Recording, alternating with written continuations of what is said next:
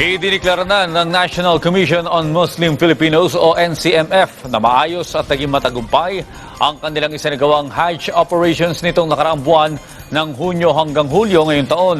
Ayon kay NCMF Commissioner Yusuf Mando, hindi naging agaran ng kanilang deklarasyon dahil tiniyak muna nila na may konkreto itong basehan katulad ng isinasagawa nilang post-Hajj assessment activities kung saan ay kinalap ang mga reports mula sa iba't ibang grupo na nangasiwa sa nasabing pilgrimage.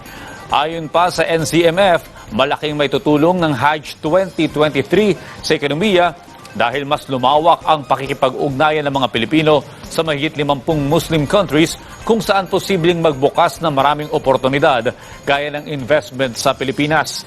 Kaugnay nito ay inilunsad din ng komisyon ang NCMF Vision 2040 na may layong tugunan ang mga pangangailangan ng mga Muslim maging ng mga Pilipino para makapamuhay sa drug-free, crime-free, insurgency-free at higit sa lahat poverty-free na mga komunidad tunguhin ng kaunlaran sa bansa.